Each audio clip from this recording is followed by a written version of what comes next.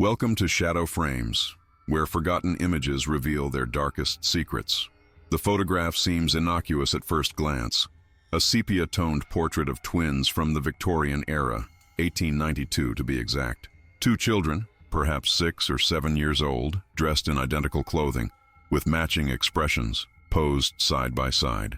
Their eyes stare out from the past, unblinking, unwavering, as if they have something to tell us across the century that separates us. It was discovered in a collection of family photographs purchased at an estate sale in upstate New York. Among the wedding portraits and baby announcements, this twin photograph stood out for its exceptional clarity and preservation. The previous owner had meticulously labeled it on the back, "The Burton Twins, May 1892. But there's something fundamentally wrong with this image that becomes apparent only upon closer inspection. The children aren't twins at all. They are the same child, photographed twice. In 1892, photographic technology required subjects to remain still for extended periods.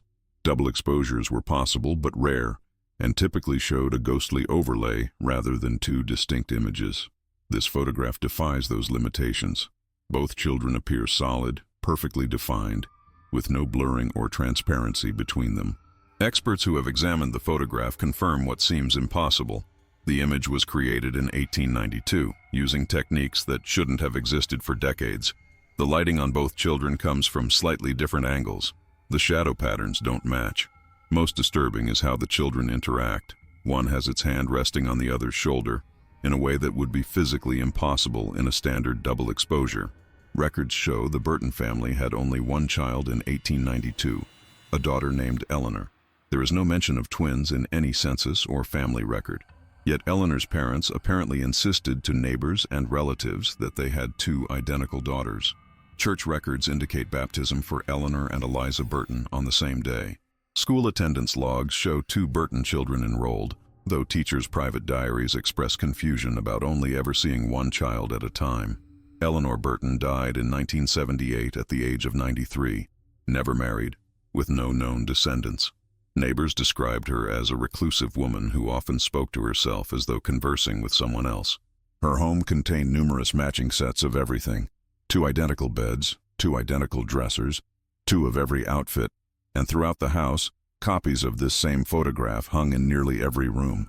What technology could have created such an image in 1892? Why would the Burton family perpetuate the fiction of twins when they had only one child? Most disturbing of all, in the photograph, if you look closely at the eyes of the child on the right, they seem to plead with the viewer, while the left child's eyes contain only emptiness. Was this elaborate hoax, a photographer's experiment, or something more sinister? A family's attempt to document something they couldn't explain but knew was real. The Burton family lived on the outskirts of Ravensbrück, a small town nestled between misty valleys where superstitions lingered longer than they did in industrialized cities. Their Victorian home, with its ornate gables and wraparound porch, sat isolated at the end of a winding dirt road, the last house before the dense woods that locals rarely ventured into after sunset. I tracked down Josephine Merrick, now in her 90s, whose mother had worked as a housekeeper for the Burtons during the 1890s. Through trembling hands, she passed me her mother's diary, its pages yellow and brittle with age. "Mother never spoke of the Burtons aloud," Josephine whispered, "only in these pages." The diary revealed that Margaret Burton had suffered 7 miscarriages before Eleanor's birth. After the 6th loss, she traveled alone to New Orleans, returning 3 months later with peculiar glass vials and a small cloth doll. The 7th pregnancy resulted in Eleanor's healthy delivery. According to the housekeeper's accounts, strange occurrences began immediately after Eleanor's birth. 2 distinct cries would emanate simultaneously from the nursery when only Eleanor was present. Toys would move between rooms when no one was watching. Most telling was an entry dated March 18, 1892. Found Mrs. Burton in the nursery again at midnight, candles arranged in a circle. She was whispering to Eleanor, who sat unnaturally still. The mirror across the room showed not one reflection, but 2 children, where only Eleanor sat. Mrs. Burton saw me watching and dismissed me for the week. The photographer who created the Burton twins' portrait was Frederick Holloway, a man with no formal studio who traveled between remote towns with his equipment. I discovered correspondence between Holloway and several scientific societies of the era, where he discussed theoretical photographic techniques to capture, that which exists beyond mortal perception. Holloway disappeared shortly after creating the Burton portrait. His equipment was found abandoned at a train station, except for a specially modified camera lens that was never recovered. Town records show that every full moon, the Burtons hosted intimate gatherings with 5 specific families, all of whom had connections to spiritualist movements. These families brought their own children, who later reported playing with both Burton girls, though they described conflicting physical details. Most unsettling was my discovery in Eleanor's death certificate. The coroner noted unusual marks circling both wrists, consistent with restraints, despite no evidence of foul play. The certificate also mentioned twin birthmarks found on her shoulder blades, described as perfect small handprints. When I visited the former Burton property last month, the house had long since burned down, but the foundation remains. Local children avoid it, claiming they hear 2 girls laughing there at dusk. I brought the photograph with me, and as the sun set, I noticed something I hadn't seen before. If held at precisely the right angle in fading daylight, a 3rd child appears faintly between the twins, her mouth open in what could be either laughter or a silent scream. The current property owner allowed me to excavate a small section of the old garden, where I found a child-sized tin box containing 2 identical lockets. Each holds a curl of hair, but DNA testing reveals they came from different individuals, neither matching Eleanor's genetic profile found on preserved hairbrushes. The photograph found its way to my desk through unusual circumstances. My academic interest in Victorian photographic anomalies had never attracted such fervent correspondence before. The manila envelope arrived with no return address, containing only the Burton twins' portrait and a scrap of newspaper detailing Eleanor's obituary. The postmark showed Ravensbrook, though no one has used that town's name officially since 1934, when it was incorporated into Harlow County. I became obsessed with understanding the technical aspects of the image. Modern analysis revealed no evidence of tampering or composite printing techniques available in 1892. The chemical composition of the photo paper and developing agents matched precisely what was available then. My colleague at the university's physics department suggested something unprecedented, that the photograph wasn't manipulated at all, but had captured something that existed simultaneously in the same space. Through county archives, I discovered the Burton family plot in the abandoned St. Agnes Cemetery. Eleanor's headstone was modest, but the inscription chilled me. Eleanor Burton, beloved daughter and sister. No second name appeared, yet the stonemason's records indicated Mrs. Burton had commissioned wording for twins. More disturbing was what lay beside Eleanor's grave. A second plot, identical in size, but unmarked. Ground-penetrating radar confirmed it. An empty child-sized coffin lay buried there. Mrs. Burton's personal physician kept meticulous patient notes. After gaining access through a descendant, I found repeated mentions of the mother's delusion and prescriptions for laudanum to quiet her insistence about the second child. Yet the same physician documented examining both Burton girls during a scarlet fever outbreak, noting distinct symptoms in each. The local church's records contained a curious pattern. Every Sunday, the Burtons would attend service with Eleanor, but Wednesday prayer meetings recorded attendance by Miss Eliza Burton, attending alone. The parish record noted that Eleanor and Eliza were never seen together by the congregation at large. Most revealing was my interview with Walter Chambers, now 102 years old, who grew up on the neighboring property. His recollection remained vivid despite his advanced age. Those girls weren't the same, he told me, his rheumy eyes suddenly sharp with the memory. Eleanor was right-handed, spoke with a stutter.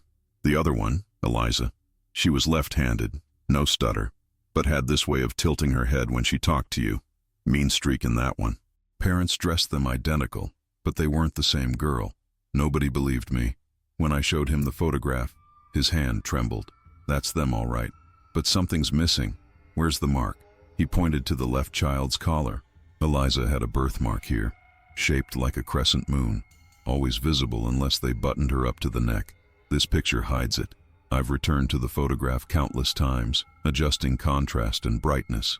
Under ultraviolet light, previously invisible details emerged.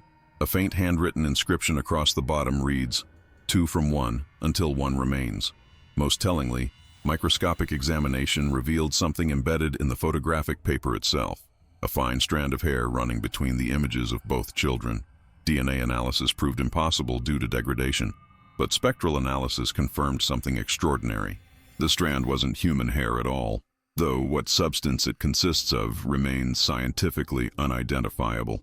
The longer I investigated the Burton twins, the more the boundaries between researcher and subject began to blur. Last Tuesday, I found myself standing before a mirror in my study, comparing my reflection to the photograph propped against the glass. For a fleeting moment, I could have sworn 3 faces stared back. Mine and both Burton children, their sepia features superimposed over my own. I've begun experiencing strange phenomena. Twice I've awakened to find my research materials rearranged, papers forming perfect circles on the floor. More concerning are the twin handprints that appear on fogged glass surfaces throughout my home. Windows, mirrors, even the shower door. Always too small to belong to an adult.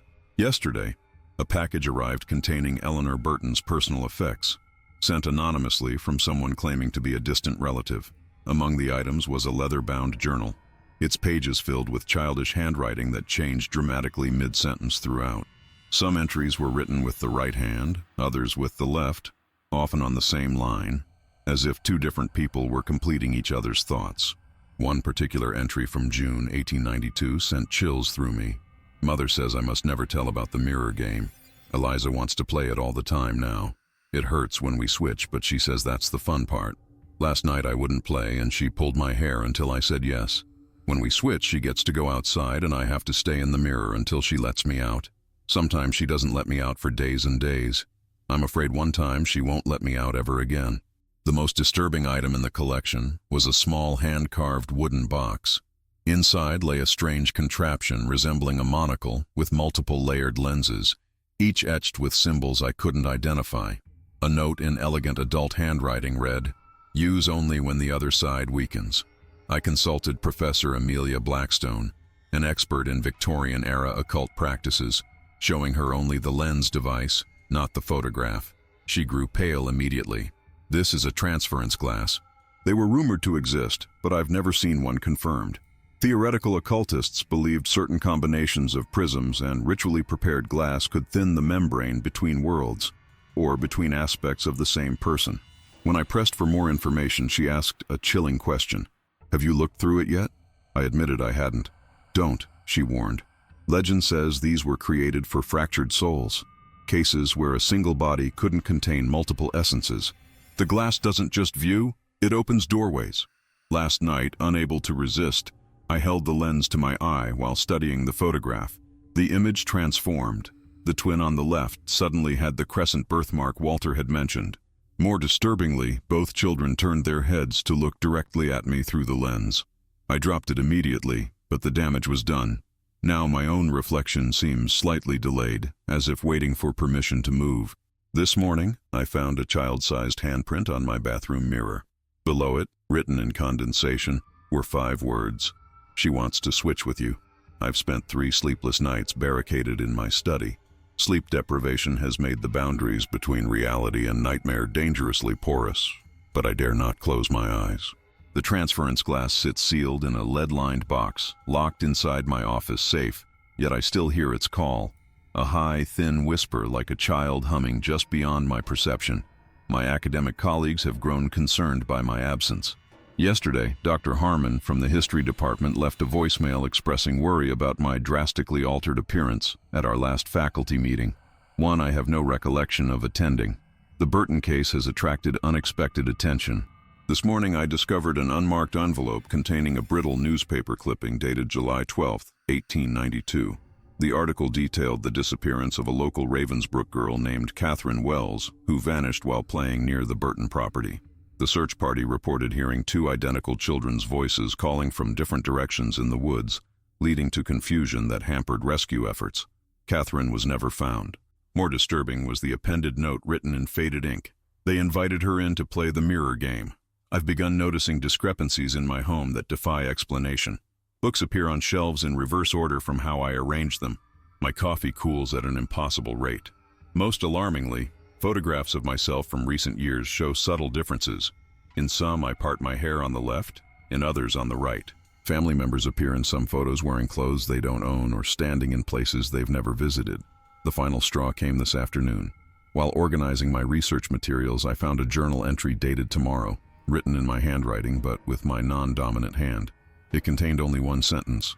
Eleanor wasn't the original. This revelation forced me to reconsider everything. What if Eleanor wasn't the birth child at all? What if the mirror game allowed the second consciousness, Eliza, to take control of the primary physical form? The photographs, the cemetery plot, the birthmark that appears and disappears, all point to a horrifying possibility: successful transference. I've contacted a specialist in paranormal containment who arrives tomorrow. Until then, I've taken precautions. All mirrors are covered. The Burton photograph sits immersed in blessed salt water. I've drawn protective sigils found in Eleanor's journal around my bed. As dusk approaches, the atmosphere in my home grows heavier. The air feels charged, like the moment before lightning strikes. From the corner of my eye, I keep glimpsing a small figure standing in doorways, gone when I turn to look. Most terrifying of all, I caught my reflection moving independently in my peripheral vision. When I approached the covered bathroom mirror and peeled back the cloth, my reflection smiled at me with unfamiliar malice before I could form the expression myself.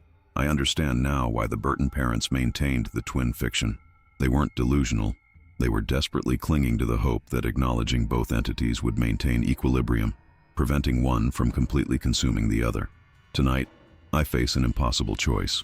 Destroy the photograph and potentially trap whatever has been partially released, or look through the transference glass once more and face what waits on the other side. The Burton photograph now sits before me, submerged in a basin of salt water, yet its power remains undiminished. I've noticed the water gradually turning brackish, small tendrils of sepia-colored dye bleeding from the photograph's edges like grasping fingers. The water itself retains perfect clarity around the image, as though some invisible barrier prevents the solution from touching the twins directly.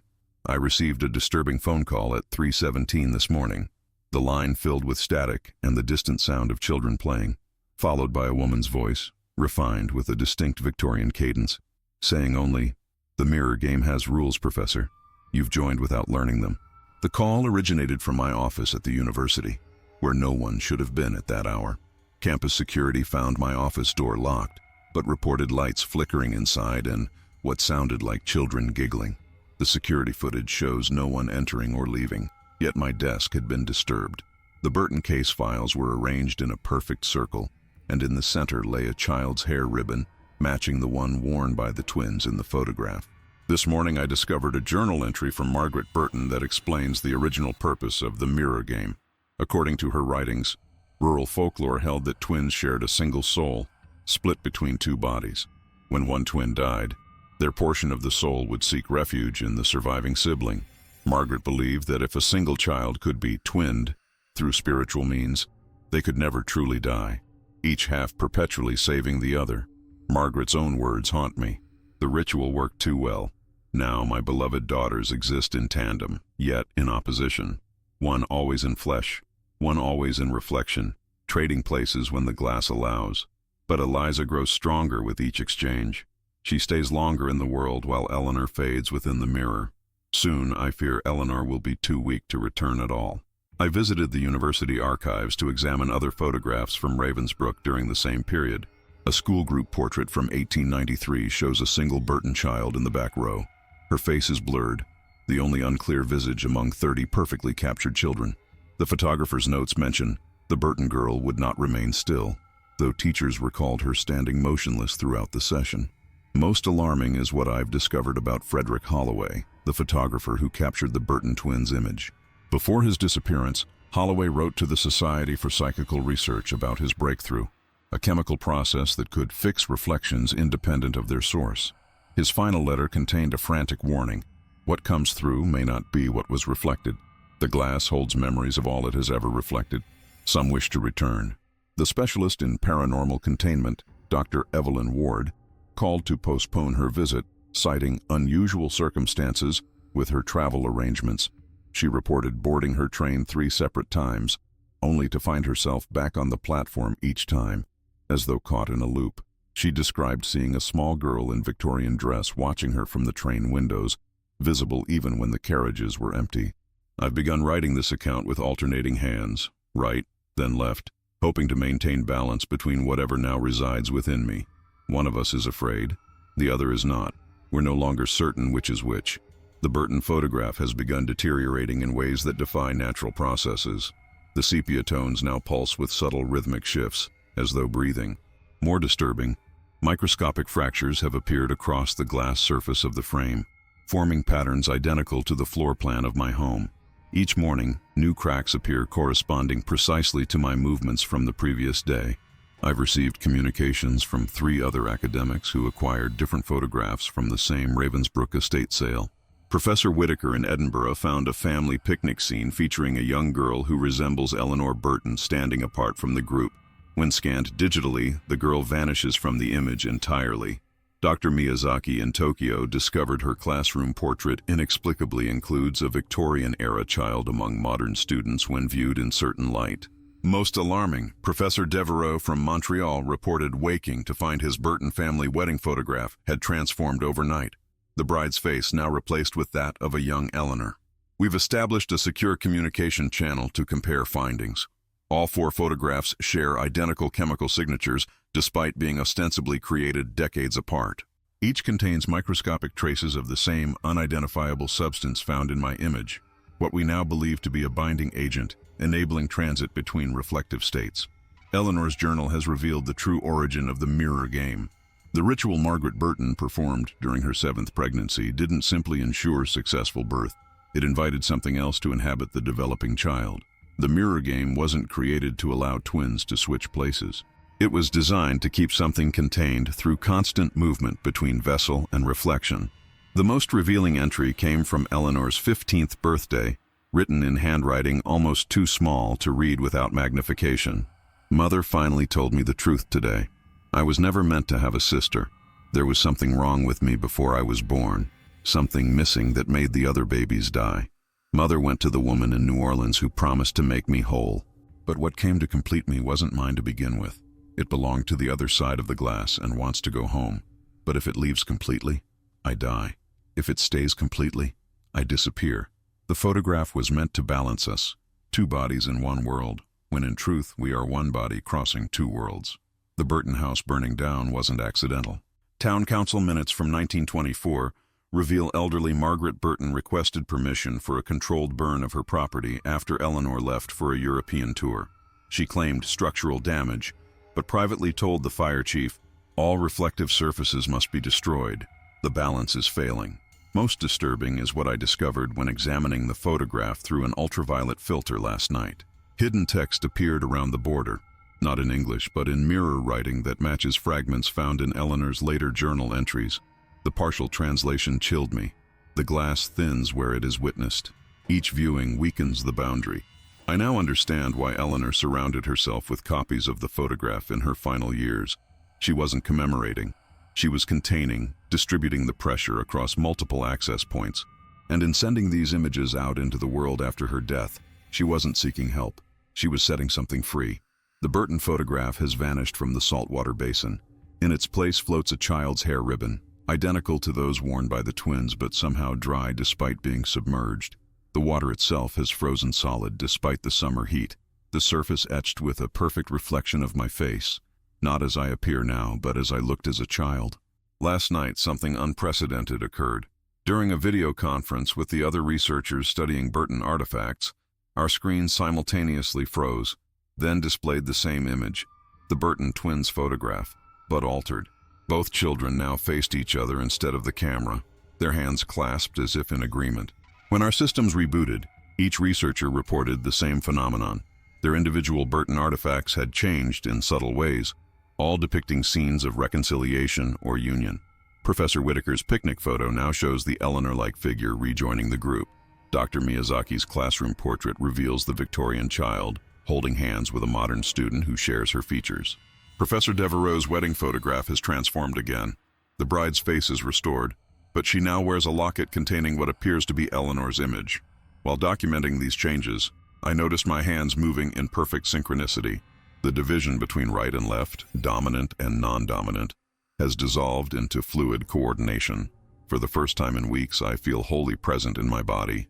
This morning, a package arrived from Ravensbrück's Historical Society containing Margaret Burton's final journal, discovered during renovation of the old town hall. Her last entry, dated just before her death in 1930, provides the missing piece. I misunderstood everything. The woman in New Orleans warned me, but I refused to listen. She didn't give me a ritual to split my child. She gave me one to help my child accommodate what was already there. Eleanor was born with two souls, not by my intervention, but by rare natural phenomenon. The mirror game wasn't imprisonment, it was balance. The photograph wasn't a cage, but a bridge. Eleanor and Eliza weren't opposing forces, but complementary ones, learning to coexist across the boundary of reflection. My doorbell rang at sunset. Standing on my porch was Dr. Evelyn Ward, the paranormal specialist who had been unable to reach me. She appeared exhausted but relieved. "I finally made it," she said, once I stopped fighting the current. When I invited her in, she handed me an antique hand mirror, its silver backing tarnished everywhere except in a child-sized handprint. "This belonged to Eleanor Burton," she explained. "Her will specified it should be delivered to whoever next experienced the convergence. I believe that's you." When I looked into the mirror's reflection, I saw not my face, but a message written in condensation. "The game ends when both sides win." I understand now. The Burton photograph wasn't documentation of something supernatural. It was a catalyst for completion. Eleanor spent her life searching for integration, not exorcism. The photographs scattered after her death weren't releasing something malevolent, but completing a century-long healing. The mirror game continues, but its purpose has transformed. Not separation, but reunion. The strange case of the Burton twins photograph has spread beyond my small circle of researchers. Yesterday, I discovered an online forum thread where dozens of people around the world reported acquiring similar Victorian-era photographs, all featuring children who seem to shift positions when not directly observed. Each photograph bears the hallmark chemical signature we've identified, that peculiar binding agent that shouldn't exist in 19th century photography. What troubles me most is the pattern of acquisition. None of these people sought out these images. Rather, the photographs found them through seemingly random circumstances: estate sales, mysterious packages, items left in newly purchased homes. One woman in Portugal found hers tucked between pages of a library book she'd checked out on Victorian mourning customs. A teenager in Vancouver discovered one hidden in the false bottom of an antique music box purchased at a flea market. I've mapped the locations globally. When connected, they form the same pattern as the fractures on my picture frame glass, and chillingly, the same pattern found in Eleanor's final journal, which she labeled the Reflection Network. Dr. Ward has been studying Eleanor's mirror. Under specialized lighting, the glass reveals hundreds of microscopic engravings, what appear to be names etched into the silver backing, visible only when the mirror catches light at precise angles. Many names match historical records of missing children from across North America between 1892 and 1930. "I don't think Eleanor was capturing souls," Dr. Ward explained. "I think she was finding them, children like her, born with dual consciousnesses, helping them integrate before they fractured completely. Last night, I woke to find every reflective surface in my home fogged over with condensation despite the dehumidifier running. Each mirror, window, and screen displayed the same message in childish handwriting. The collector is coming. He took the wrong one first." Research into Frederick Holloway's disappearance revealed new information. Police records indicate his body was actually found 3 months after he vanished, inside the wall of his darkroom, perfectly preserved without decomposition. The coroner noted his eyes had been replaced with small round pieces of photographic glass. His camera was never recovered. Most disturbing is what we found in Eleanor's birth records. Her birth certificate lists her as Child B, female. There is no record of Child A. I received a phonograph cylinder yesterday, delivered by courier with no return address. When played on specialized equipment, it contains a recording of 2 children reciting in unison. The collector made the glass that splits the seeing. The collector keeps what should stay reflected. The collector comes when the mirror children find each other. 7 marks complete the circuit. 6 are found. You hold the 7th. The photographs worldwide are changing simultaneously now. In each image, the children have turned to face east, all pointing toward a single location on our map. A small town in Eastern Europe where Frederick Holloway was born under a different name, one I found inscribed on the back of Eleanor's mirror: Friedrich Holzweg, collector of reflections. The small Eastern European village of Krzywice sits nestled in a valley where mist clings to ancient stone buildings and sunlight seems perpetually filtered through gray. Here, in 1860, Friedrich Holzweg was born to a family of glassmakers whose craft dated back 7 generations. The village archives reveal the Holzweg family specialized not in ordinary windows or drinkware, but in mirrors, specifically those commissioned for royal courts across Europe. I've spent 3 weeks in this remote hamlet, tracing the origins of the man who would later reinvent himself as Frederick Holloway. The local historian, an elderly woman named Irina, showed me the remains of the Holzweg workshop, now just stone foundations overtaken by wild roses with peculiarly reflective petals. The family was feared, Irina explained as we stood among the ruins. Children were forbidden to look into Holzweg mirrors. Mothers covered them at night. The saying was, "What looks back may follow you home." Parish records show an alarming pattern. Every 7 years between 1767 and 1930, a child from Krzywice disappeared without trace. Each disappearance coincided with the completion of a special mirror made by the current Holzweg master craftsman. Most revealing was the discovery of Friedrich's personal journal in the village archives, written in a cipher that took me days to crack. His earliest entries describe his father's teachings about glass as a permeable boundary between states of being. Later passages detail his growing obsession with what he called doubled children, those born with 2 souls. Father says we are merely custodians. One entry reads, "The glass does not capture, it reunites. But I have seen what truly dwells in the silvered depths. Not reflections, but originals. We are the shadows cast by their light." The decisive moment in Friedrich's life came when he was 17. His younger sister Elise, only 6, vanished after helping polish a commissioned mirror. The family reported her missing, but Friedrich's private writings tell a different story. Elise stepped through. I saw her hand reach from within the glass, pulling her other self inside. Father says this is impossible. We can only create bridges, not doorways. But I have designed a new silvering technique. The mercury compound allows full transference, not merely viewing. After this incident, Friedrich fled to America, changing his name to Holloway and abandoning traditional mirror making for photography, another medium for capturing reflections, but one he could control differently. The village museum houses a single intact Holzweg mirror from 1877. Its craftsmanship is exquisite, but what makes it remarkable is how it reflects. Images appear slightly delayed, as though the reflection needs a moment to compose itself. More disturbing is how reflections linger briefly after the subject moves away, a ghostly afterimage that seems reluctant to depart. I've arranged to examine it tomorrow against the curator's strong objections. She warned that no researcher who studies it closely remains unchanged. When I asked what she meant, she simply rolled up her sleeve, revealing a birthmark in the perfect shape of a child's handprint wrapped around her wrist. "Some reflections," she whispered, "have been waiting centuries to be seen." The broken fragments of the Holzweg mirror lay scattered across my hotel room floor, glinting accusingly in the dim light. I never intended to destroy a priceless artifact, but when my reflection reached out, actually extended its hand beyond the glass surface, my instinct was to shatter what couldn't possibly exist. The curator's fury transformed to ashen fear when I described what happened. Instead of calling authorities, she whispered, "It's chosen you as conduit," and pressed an ancient key into my palm.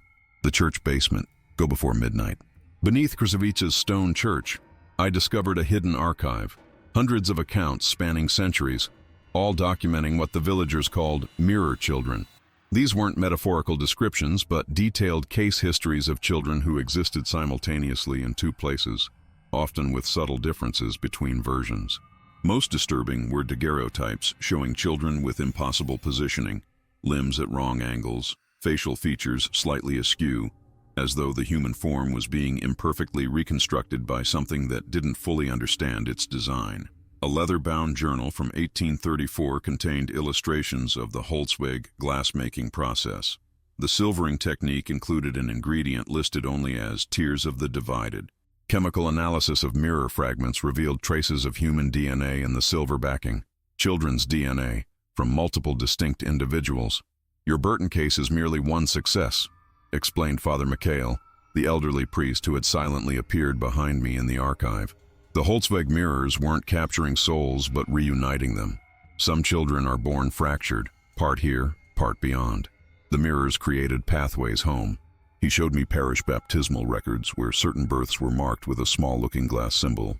Our midwives could identify the divided ones at birth. The eyes never perfectly mirrored each other. One pupil always looked slightly elsewhere. Frederick Holloway hadn't been capturing children. He had been saving them by creating permanent bridges through his photographs. But something went wrong with Eleanor Burton. The divided must choose reunion, Father McHale continued. Force them together, and neither version survives intact. Eleanor and Eliza should have merged willingly. Instead, they remained in eternal opposition, trapped in the photograph. The final piece came from a letter I found tucked inside an 1892 church record, written by Margaret Burton to the village priest. I have done as instructed with the mirror sent to us. Eleanor's condition worsens. She speaks with two voices now, arguing with herself. The photographer you recommended, Mr. Holloway, believes he can create a more permanent solution than the looking glass treatments. He speaks of fixing both aspects in silver nitrate, allowing them to exist separately yet together. I pray this ends her suffering. As midnight approached, the fragments of the broken Holzweg mirror began to move of their own accord across my hotel room floor, arranging themselves in a familiar pattern, the same fracture lines from my picture frame, the same constellation of points on our global map. In their fragmented surfaces, I saw not my reflection, but countless children's faces, all watching expectantly, waiting for something to finally be complete. Within the fragments of the Holzweg mirror, the children's faces shifted and changed, blending into one another like ripples on water.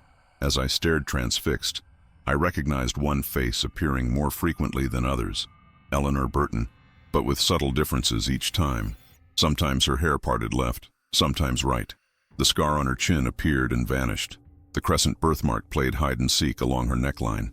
The mirror fragments began to heat, glowing with an inner light that cast no shadows. I reached toward one shard, drawn by an impulse I couldn't explain, and as my fingertip touched the surface, visions flooded my mind. Not my memories, but Eleanor's. I saw through her eyes as she sat in a darkened room, watching herself in a mirror that wasn't reflecting properly. The reflection moved independently, mouth forming words I couldn't hear. I felt her terror and fascination as her reflection reached out, their fingertips touching across the glass boundary. Then pain, indescribable pain, as something tore and merged simultaneously. The vision shifted to Frederick Holloway's photography studio. Eleanor sat perfectly still while her mother and the photographer spoke in hushed, urgent tones. Holloway's camera was unlike any I'd seen in historical records. The lens housing contained multiple glass elements arranged in concentric circles, each etched with symbols matching those in the Krzywica church archives. The photograph will stabilize them, Holloway explained to Margaret. Two aspects, one soul captured in permanent equilibrium. She won't need the mirror game anymore. But I sensed Eleanor's confusion. In her mind, there wasn't supposed to be an Eliza. That name belonged to someone else. The first child, the one that came before. The revelation struck like lightning. Eleanor wasn't Margaret's first successful pregnancy. There had been another daughter, the real Eliza, who died shortly after birth. Margaret's grief and subsequent journeys to New Orleans weren't seeking supernatural help for conception, but resurrection. The ritual had worked, but imperfectly. Instead of returning fully, Eliza's consciousness attached to her sister, creating the division Eleanor struggled with throughout her life. The mirror fragments suddenly flew upward, suspending themselves in midair, forming not a mirror, but a window. Through it, I saw a garden where two girls played, identical in appearance but moving with distinctly different mannerisms. Behind them stood a tall, thin man with a photographer's case. He turned, somehow sensing my observation, and I recognized Frederick Holloway's face from historical photographs. His eyes, however, weren't human. They reflected like small mirrors, showing not the scene behind me, but countless other locations simultaneously. "The collection grows," he said, his voice sounding both distant and intimately close. Each fractured child found and fixed in silver and light, but some refuse completion, some prefer division. The Burton girls were meant to reunite, to become whole. Their refusal created something new, a permanent bridge. The suspended fragments rotated in perfect unison, and I glimpsed other scenes, different times, different places, all containing children with that same distinctive look of being not quite right, of existing partially elsewhere. "The photographs are failing," Holloway continued. "After all these years, the silver bridges deteriorate. The divided ones are slipping free. Find the original mirror, Professor. Only it can complete the circuit now." The night after my encounter with the floating mirror fragments, I awoke to find my hotel room transformed. The walls had become reflective surfaces, each displaying different moments from Eleanor's life. not as photographic stills, but as living memories playing in endless loops. Most disturbing was the ceiling, which showed not Eleanor but myself as a child, in moments I had no recollection of experiencing. I understood then why I'd been drawn into this mystery. I too had been born with that subtle asymmetry in my eyes that Father Mikhail described, a trait my mother had always called my dreamer's gaze. The headaches that plagued my childhood, the imaginary friend my parents eventually forced me to abandon, the inexplicable knowledge of places I'd never visited, all symptoms of division. The Burton case wasn't random research, it was recognition. Packing hurriedly, I left Krivika before dawn, following coordinates I'd extracted from the pattern of mirror fragments. They led to an abandoned silver mine in the mountains 3 hours from the village, the source of the specialized reflective backing the Holzweg family had used for generations. The mine entrance had been sealed with concrete bearing the Holzweg family crest, a silver tree with mirrored leaves. Surrounding the entrance were warnings carved in 7 languages. The English version reading, "What was divided must not reunite here. The original splits all who enter." I broke through with mining equipment borrowed from a reluctant local who crossed himself repeatedly when I mentioned the location. Beyond the seal, the air felt charged, as though the boundary between worlds had grown paper-thin.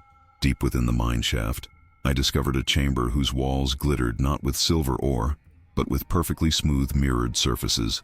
At its center stood what could only be described as the original Holzweg mirror, massive and ancient, its frame carved from a single piece of dark wood that seemed to absorb rather than reflect light. Unlike modern mirrors, its surface rippled like liquid mercury while maintaining perfect reflection. As I approached, I saw not my face, but a gallery of children, hundreds of them, from different eras and places, all watching expectantly. Among them stood Eleanor and her sister, the real Eliza, holding hands, their differences now complementary rather than contradictory. A voice echoed through the chamber, not Holloway's, but a child's, speaking with the collective timbre of many voices in unison. The collector thought division was our natural state. He was wrong. We aren't meant to be fractured or fixed in place. We're meant to flow between worlds, carrying memories back and forth.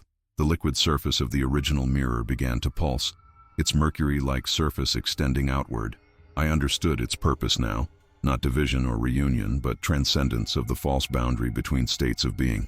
The photographs were cages, the voices continued, meant as bridges but built as prisons. Break the final one, release us all.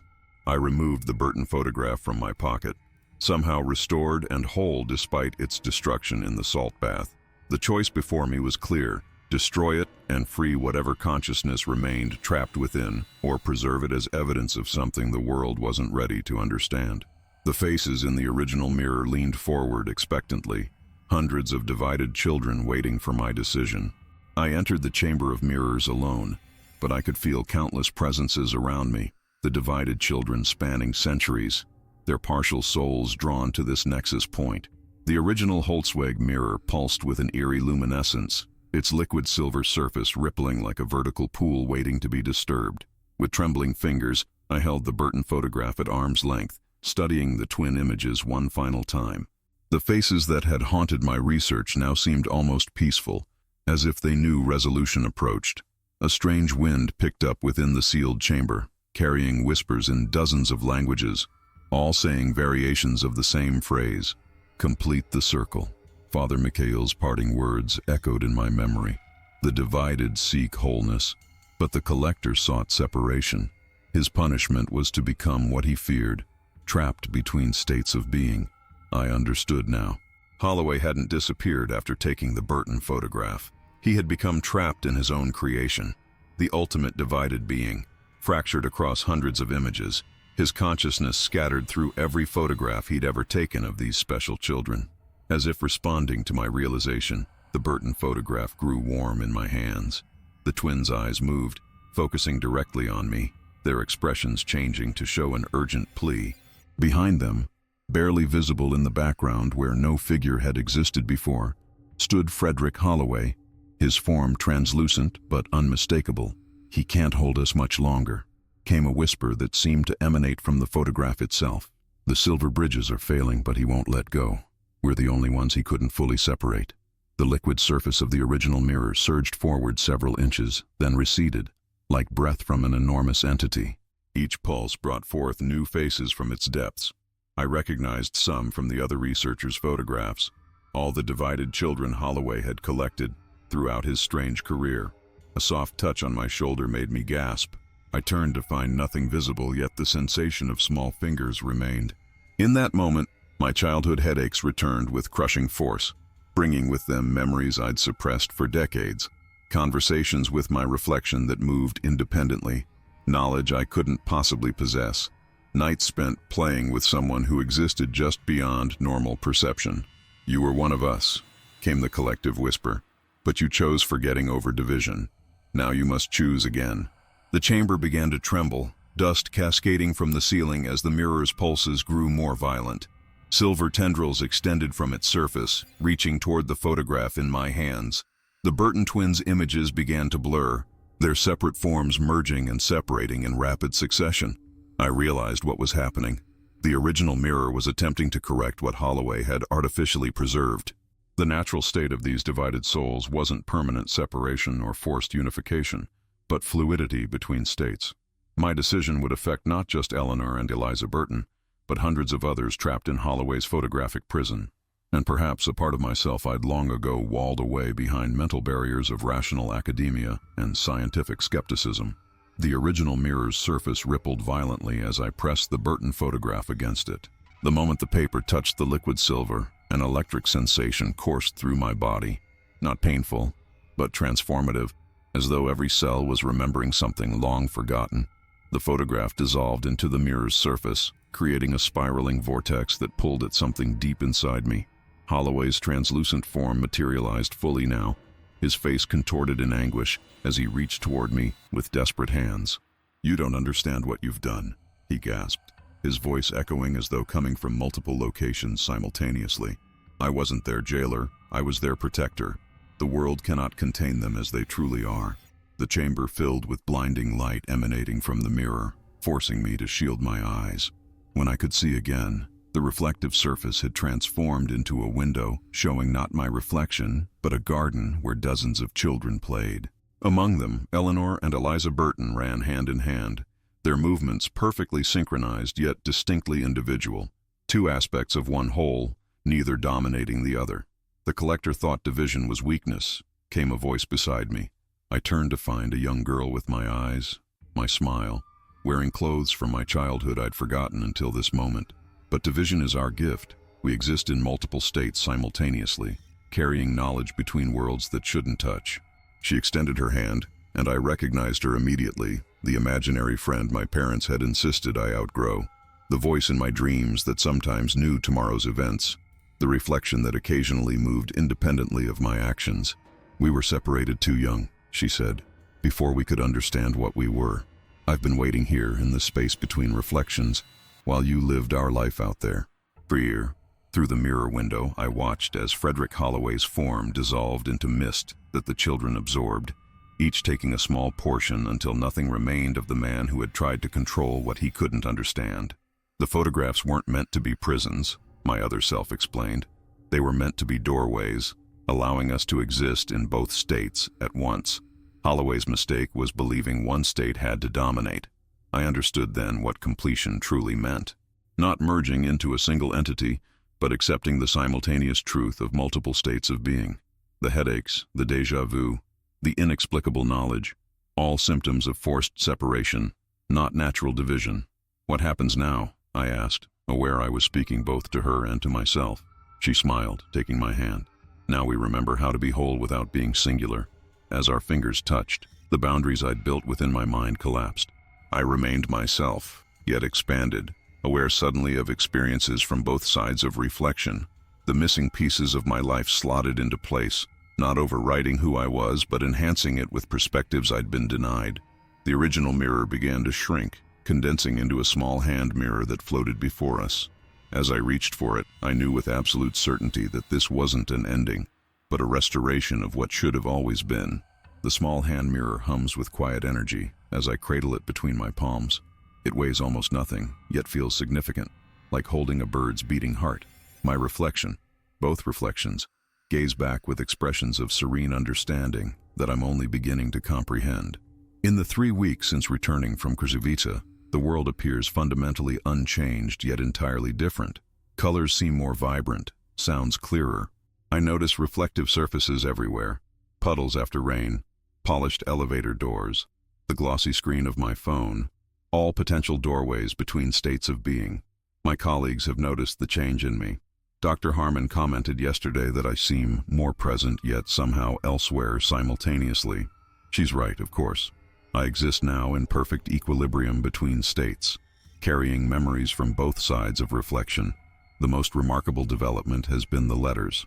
They arrive daily from around the world, addressed simply with my name.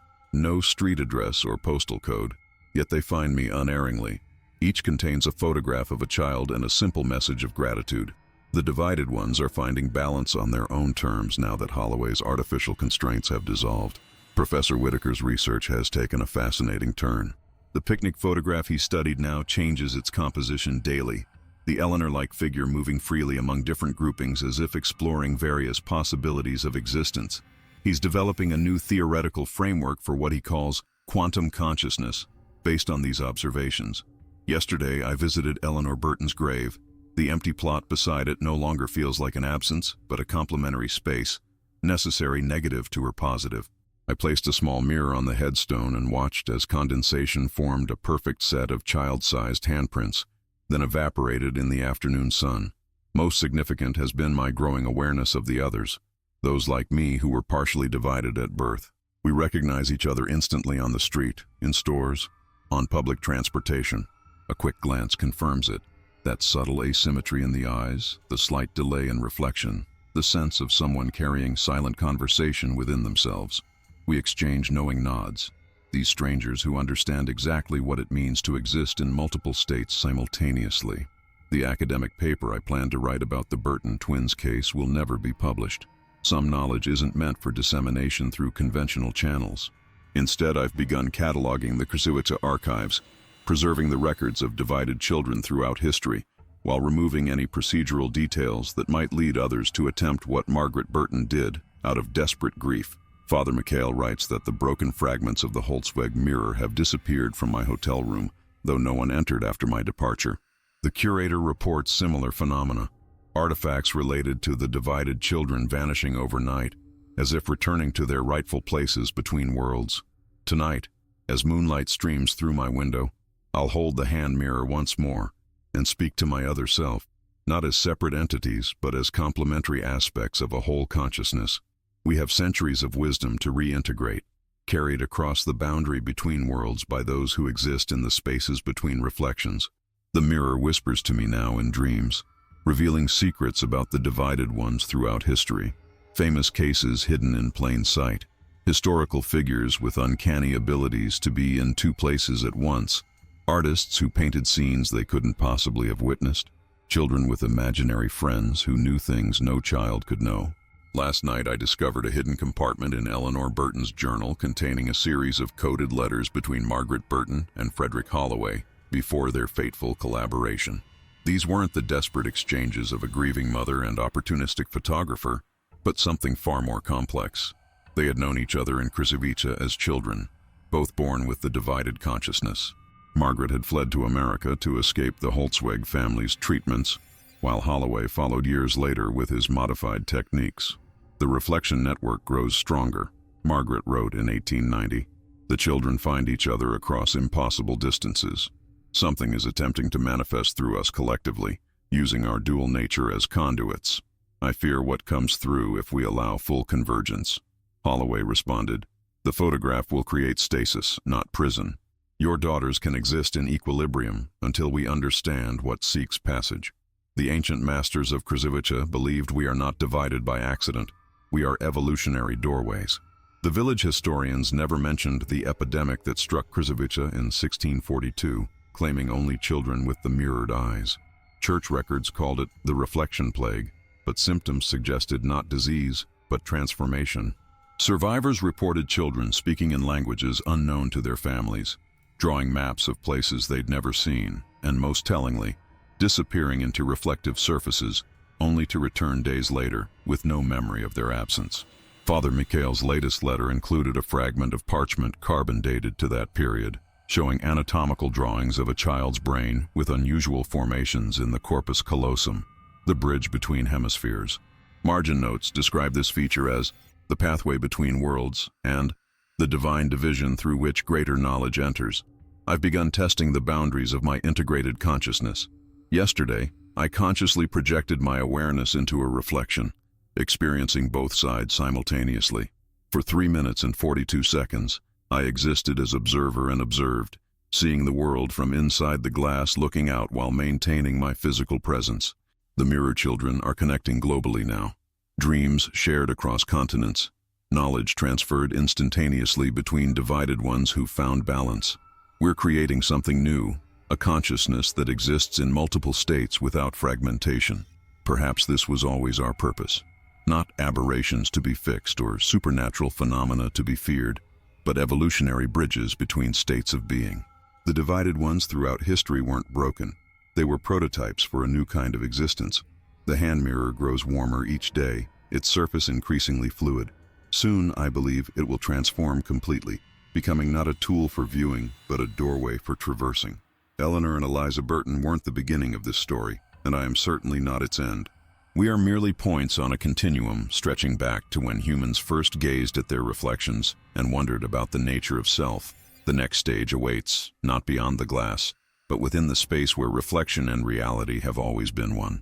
The hand mirror's surface has transformed completely, no longer reflecting but revealing, a window between states that I can now pass through at will. This morning, I woke to find Eleanor's locket on my bedside table, though I'd sealed it in a university vault weeks ago. Inside, where twin locks of hair once resided, I found a folded paper containing a complete map of the reflection network, hundreds of interconnected points spanning the globe, each marking a location where the divided ones had lived throughout history. Most revealing are the 7 convergence points where the network's energy concentrates, Krzowice being just one. The others include a lighthouse on Nova Scotia's coast, an abandoned observatory in Chile, a forgotten shrine in Kyoto, a dried oasis in Morocco, a cave system beneath Melbourne, and most surprisingly, the psychiatric hospital where I spent 6 weeks as a teenager, after insisting my reflection was speaking independently. I've contacted the other researchers studying Burton artifacts. Each reports similar manifestations, objects moving between secure locations, communications appearing in mirrors, photographic subjects continuing to evolve beyond what physical emulsion should permit. Dr. Miyazaki's classroom portrait now includes 23 Victorian-era children integrated among modern students, all bearing the distinctive asymmetrical gaze. Father Mikhail's final letter arrived yesterday, containing not paper but a thin sheet of mirrored glass inscribed with words that appear and disappear depending on the viewer's divided state. The Holzweg family were not creators but caretakers of something they discovered beneath Krzowice in 1492.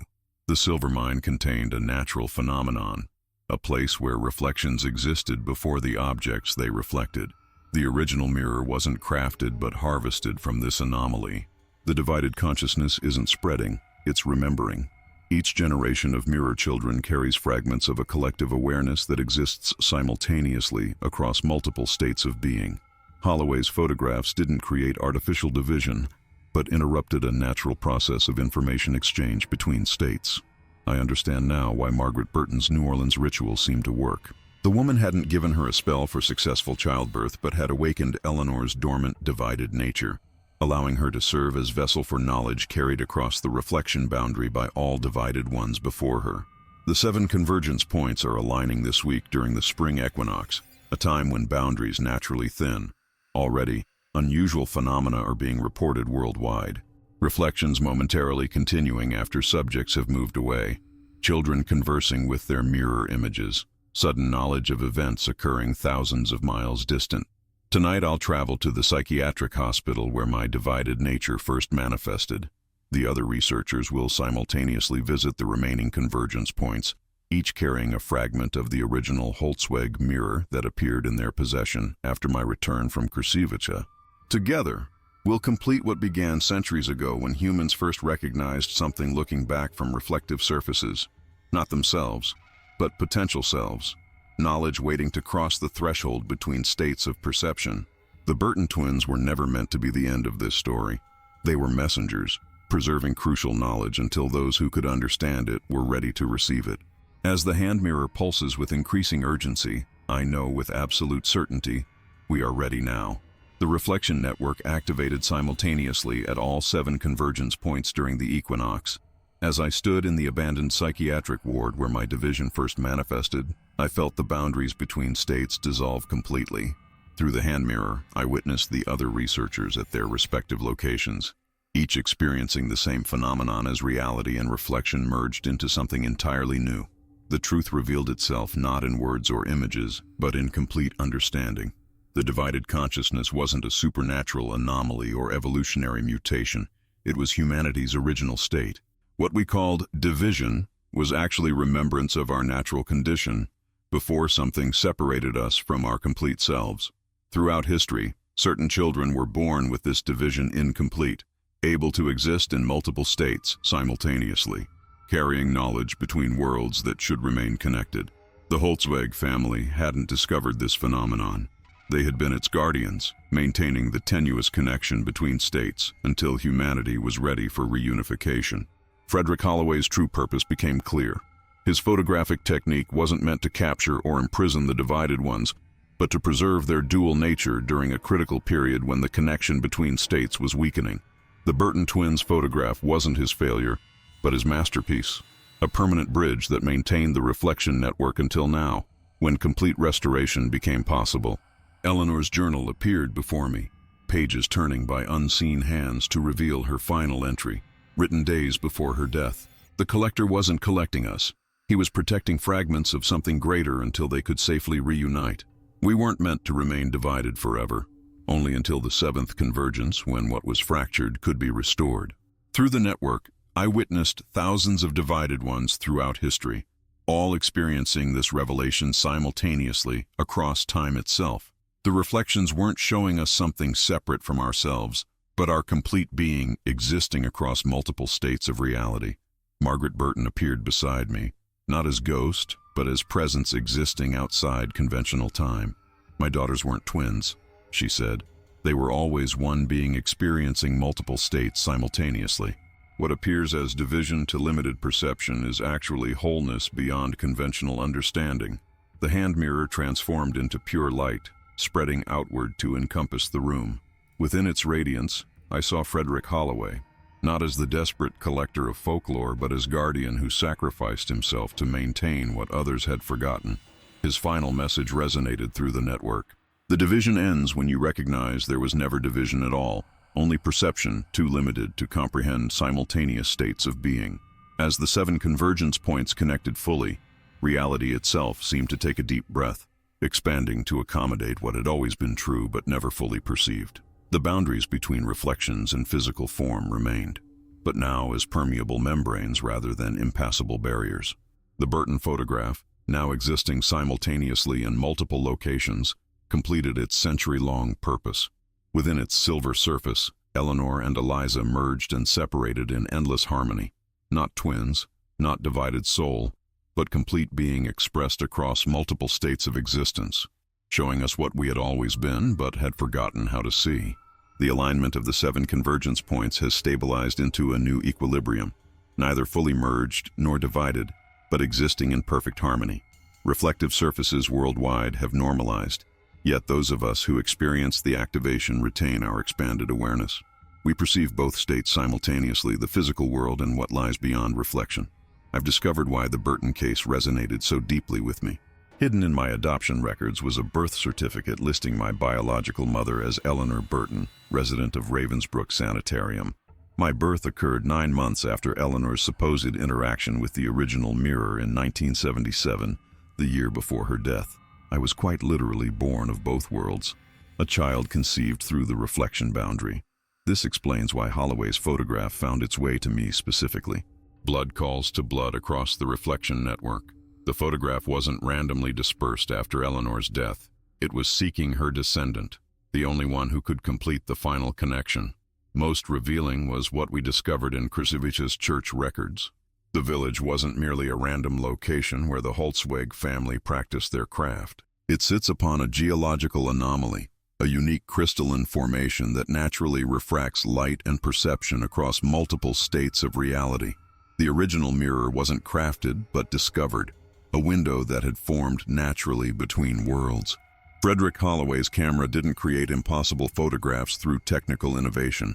His specially modified lens incorporated fragments of the original mirror, allowing him to capture images of divided children as they truly existed, simultaneously present in multiple states, not through manipulation, but through accurate documentation of their natural condition.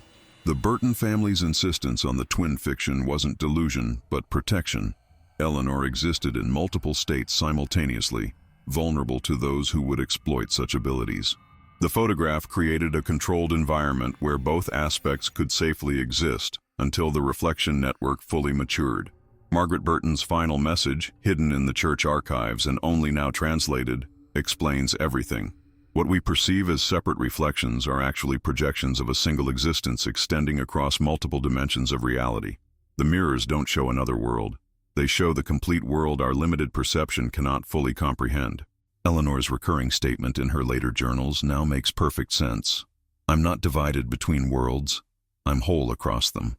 The truth of the divided ones isn't that we exist in multiple states, but that we perceive completely what everyone experiences partially. Normal consciousness filters reality into manageable portions.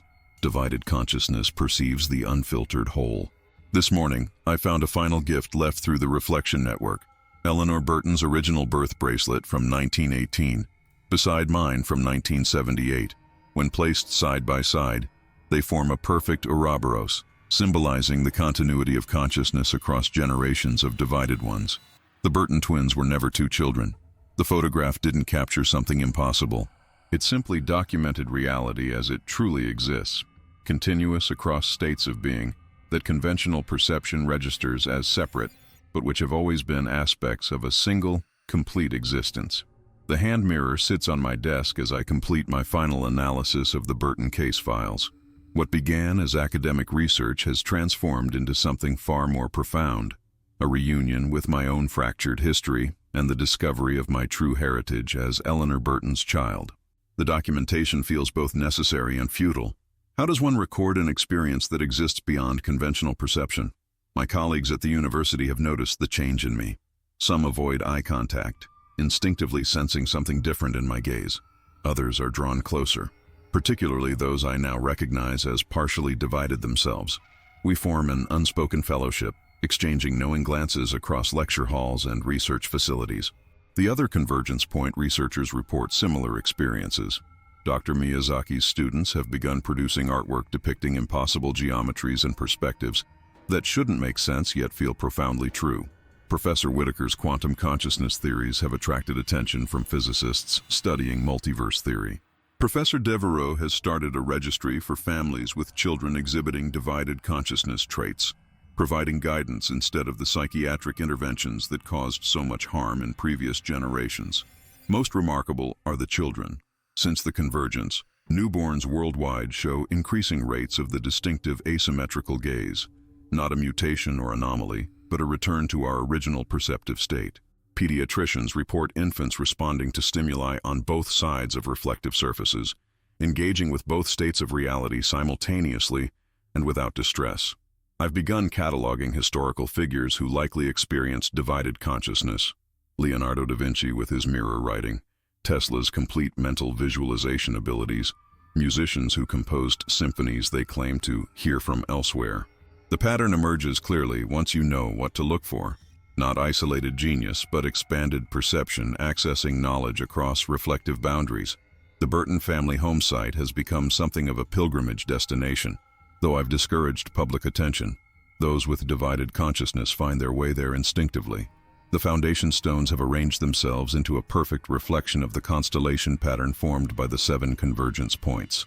Visitors report heightened awareness while standing at its center, many describing it as coming into focus, rather than experiencing something new.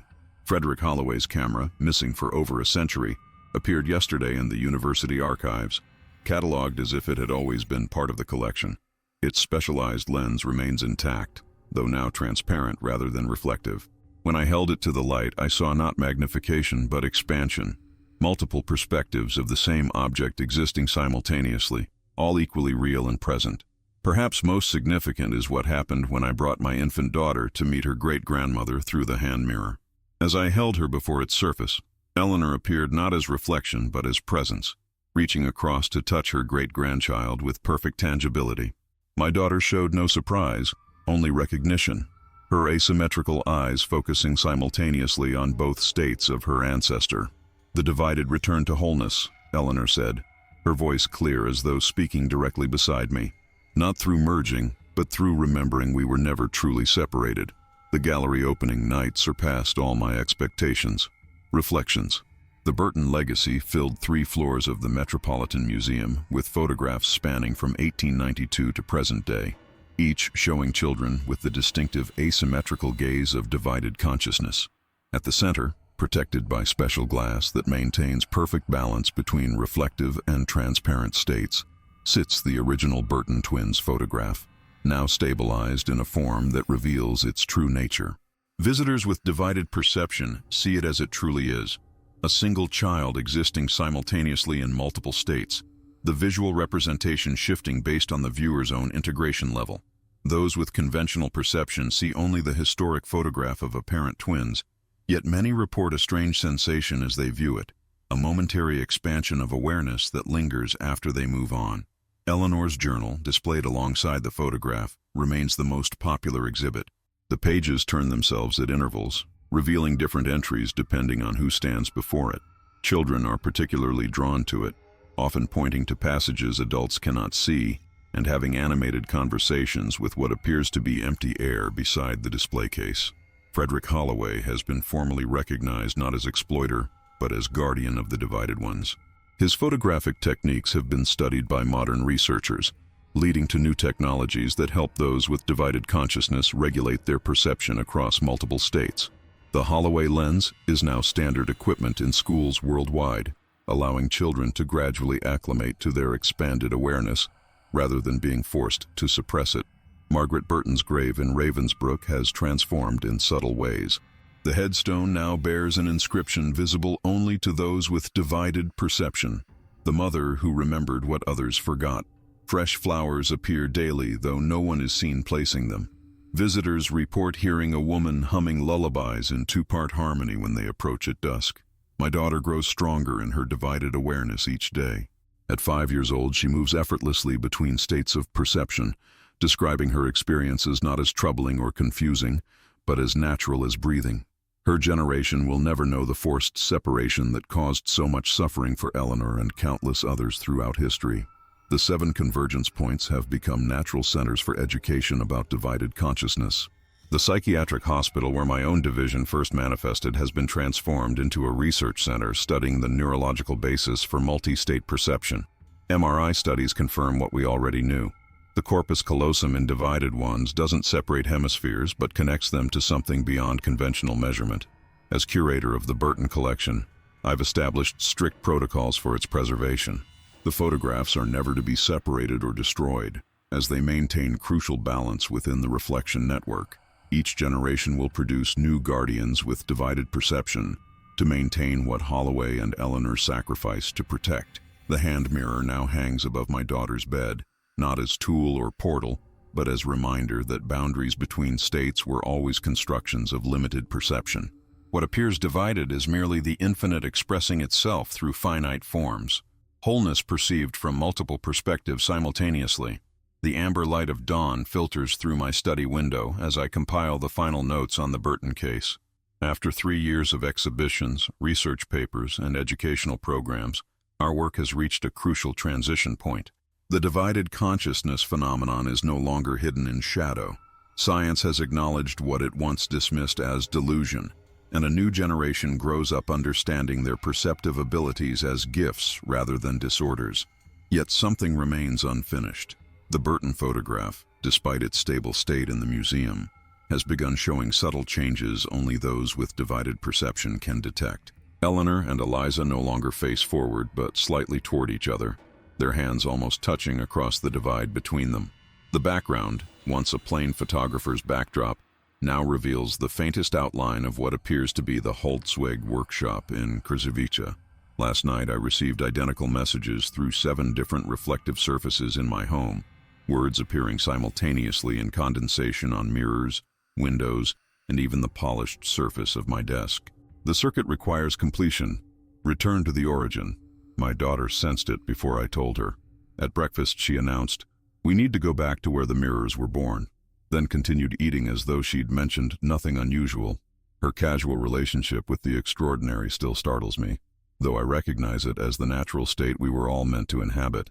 Father Mikhail, now in his 90s, sent a package containing soil from the 7 convergence points, each sample in a small mirrored box. His accompanying letter explained what the church archives had hidden for centuries. The reflection network wasn't merely a connection between divided consciousnesses, but a protective mechanism for something trying to emerge fully into our reality. "What you perceive as completion is merely preparation," he wrote. "The divided ones were never the purpose, only the caretakers preparing the way. Something greater has always been attempting to manifest through the reflection boundary, something the Holzweg family both served and feared. The soil samples, when arranged according to the constellation pattern, form a perfect miniature replica of the original mirror's surface. When my daughter placed her hands above this arrangement, the samples began to resonate at frequencies that caused all reflective surfaces nearby to vibrate in harmony. Eleanor's final journal entry, previously invisible but now revealed under my daughter's touch, provides the missing piece. What comes through the mirrors isn't returning. It's arriving for the first time. We were divided to prepare for its wholeness. The photographs weren't bridges for us, but doorways for what follows after we remember how to see completely. Tomorrow we leave for Krzywica, where representatives from all 7 convergence points will gather with their children. The reflection network pulses with anticipation, mirrors worldwide showing momentary glimpses of something magnificent approaching from the other side of perception. My daughter says she can already see it waiting, not a being or entity, but a state of existence we've only experienced in fragments. "It's like all the colors at once," she explained. "All the music in a single note, everything that could be happening at the same time." The Burton photograph has served its century-long purpose. Now it prepares for what comes next. We've come full circle, returning to the familiar halls of the university where my journey with the Burton twins began. The photograph that started everything now rests in a custom-designed case in my office, not hidden away, but prominently displayed where sunlight and shadow alternately wash over it throughout the day. What once seemed an impossible Victorian-era forgery now represents something far more profound, a glimpse of reality as it truly exists, unfiltered by conventional perception. My daughter enters without knocking, her asymmetrical gaze taking in both me and the reflection of me in the window simultaneously. At 12 years old, she navigates multiple states of perception with effortless grace, the perfect integration that Eleanor and Eliza struggled their entire lives to achieve. "They're ready," she announces, placing a small package wrapped in silvered paper on my desk. Inside lies a modern photograph, taken yesterday at the Krzywica gathering where children from all 7 convergence points met for the first time. 23 young faces with distinctive divided gazes look into the camera. Yet this image shifts and changes as I watch, revealing not just the children present physically, but those participating from across the reflection boundary. The photography technique Holloway pioneered has evolved to capture reality in its complete form. I notice something extraordinary in this new photograph. Behind the gathered children stands a figure I recognize immediately. Frederick Holloway himself, not as ghost or memory, but present in a state that transcends conventional categorization. His expression holds no desperation now, only serene acknowledgement of his work's completion. And beside him, clear as day, stand Eleanor and Eliza Burton, no longer separated aspects, but integrated presence, their forms simultaneously childlike and ancient. They look directly into the camera with perfect awareness of being observed across time itself. Most remarkable is what appears between all these figures. Not something visible, but a quality of connection, a luminous web of awareness that extends beyond the photograph's borders toward the viewer. This isn't merely an image, but a continuation of Holloway's original work, a bridge between states of perception. The Burton twins' photograph that started everything has fulfilled its century-long purpose. What we initially perceived as an impossible Victorian-era double exposure was actually the first successful documentation of reality as it truly exists, continuous across states that only appear separate to limited perception. My phone chimes with messages from researchers at the other convergence points. Each reports the same phenomenon. All photographs related to divided consciousness are transforming simultaneously, their subjects no longer fixed in silver nitrate, but fluid between states of being. It's not ending, my daughter says, her voice carrying the collective awareness of her generation. It's finally beginning. I place the new photograph beside the original Burton image. Together they form not conclusion, but continuation, the visual documentation of consciousness remembering its complete nature across generations. What began with two apparent children in 1892 now extends through a global network of awareness that will never again be divided. The photographs never contained the mystery. We did. Another photograph, another dark secret revealed. Until next time, this has been Shadow Frames.